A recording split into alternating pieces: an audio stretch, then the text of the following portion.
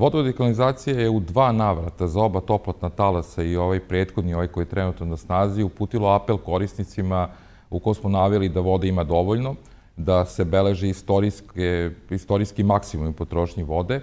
da je i pored toga sistem stabilan i apeluje njih da racionalno troše vodu, naročito u špicevima potrošnje, odnosno rano ujutru i u periodu od 18 do 22 časa i da izbegavaju nenamensku potrošnju vode, odnosno zalivanje bašti, travnjaka, polivanje betona, trotoara,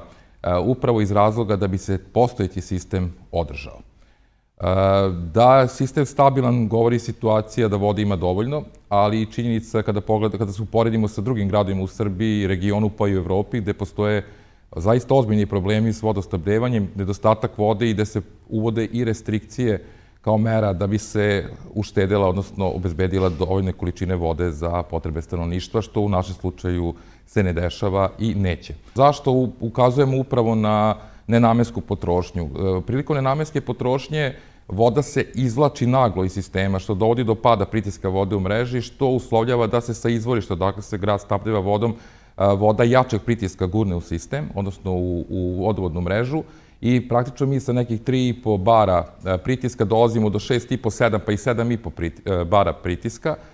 Svako to naglo povećanje pritiska na mrežu deluje kao poput jednog zemljotresa. I ako pogledamo da dnevno 3 do 5 puta dođe do tih promjena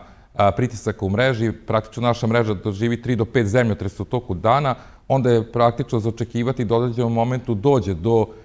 kvara na vodovodnoj mreži, a i statistika kaže da negde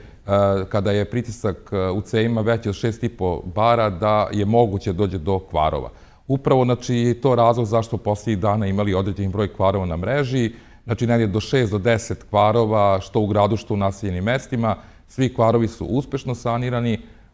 ali ono što je ključno, znači, racionalna potrošnja, izbegavanje neracionalne potrošnje, jer na taj način ćemo obezbediti svim korisnicima dovoljne količine vode i s druge strane neće dolaziti do kvarova na mreži i samim tim do neplaniranih prekida vodosnabdevanja u trajanju od 2 do 3 sata, odnosno dok se ne izvrši sanacija kvara. Za sam kraj, gospodin Gajin još jednom je decidno naglasio. Mesta za paniku apsolutno nema, naglašavam, voda ima dovoljno, sistem je stabilan uz određeno, da kažem, pažljivo korišćenje vode, odnosno racionalno korišćenje bez neracionalne potrošnje, ne bi trebali da imamo većih problema u vodosnabdevanju.